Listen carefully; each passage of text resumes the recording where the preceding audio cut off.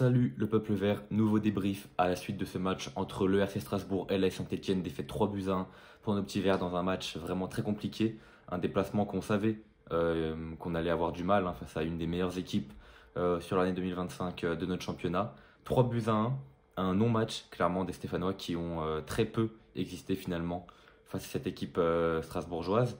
Une défaite logique finalement, on va revenir dessus évidemment, c'est mérité, on savait effectivement qu'on allait avoir du mal, que c'est l'une des meilleures équipes aujourd'hui du championnat.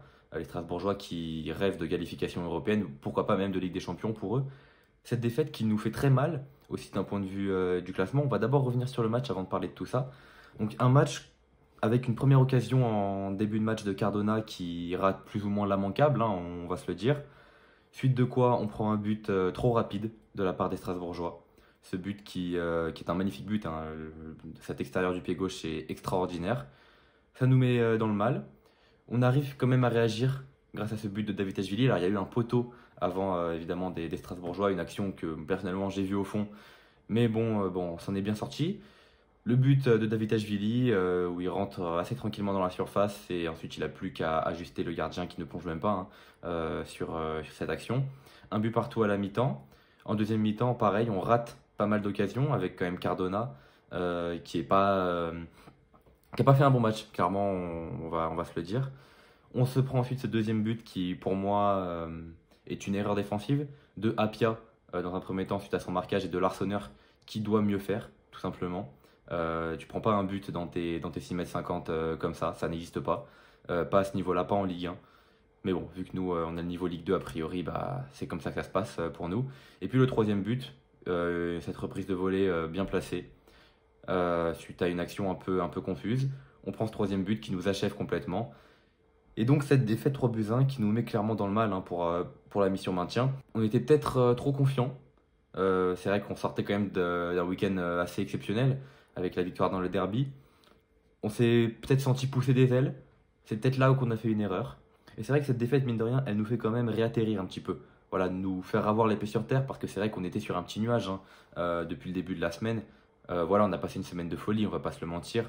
Même s'il y a eu beaucoup de polémiques autour du derby, en réalité on s'en fout parce que nous ce qui compte c'est qu'on l'ait remporté et nous c'est le plus important pour le peuple vert, pour les joueurs et pour la mission maintien. Parce que c'est vrai que si on n'avait pas gagné le match du week-end dernier, ça aurait été bien plus compliqué. On n'a pas gagné celui-là contre Strasbourg et ça reste d'autant plus compliqué.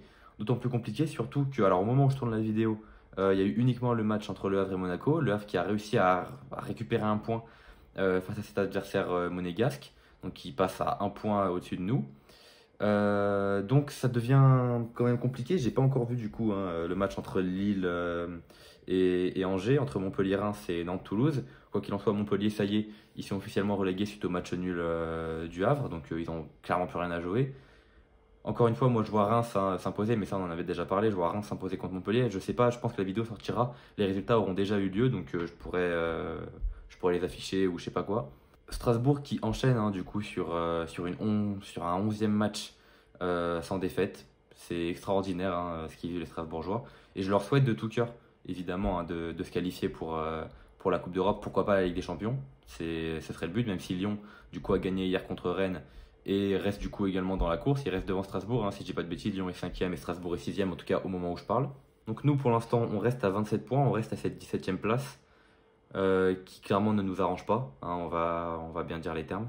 Maintenant on va passer au top et flop de ce match.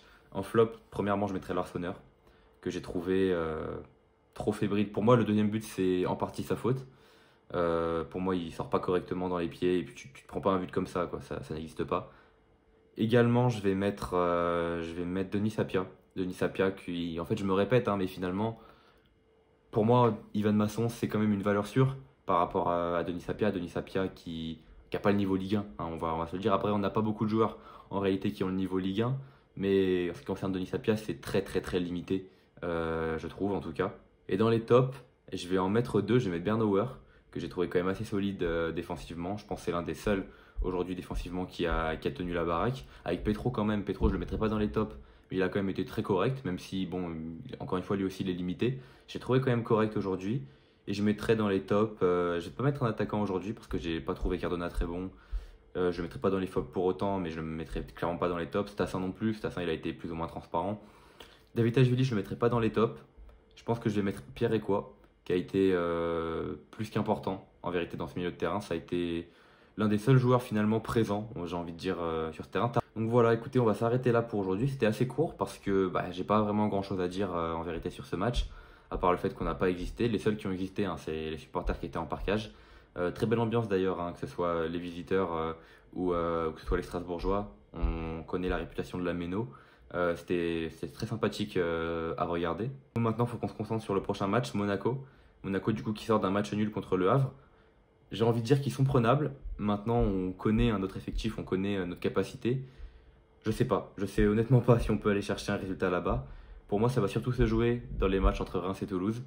Mais c'est sûr qu'il faut qu'on essaye de prendre le maximum de points. Et ça passera par au pire un match nul, mais au mieux une victoire face à Monaco. Donc rendez-vous du coup dans la semaine pour l'avant-match entre l'AS Saint-Etienne et l'AS Monaco. Je ne sais pas si je serai au stade encore parce que j'ai peut-être un empêchement. Et au-delà de ça, on va peut-être prendre un huis clos suite au fumigène et à ce qui s'est passé en tribune lors du derby. On verra bien, quoi qu'il en soit. On fera évidemment un petit avant-match et un petit débrief à la fin de celui-ci. Il faut toujours y croire, jamais lâcher. Et on va tout donner. Allez les Verts.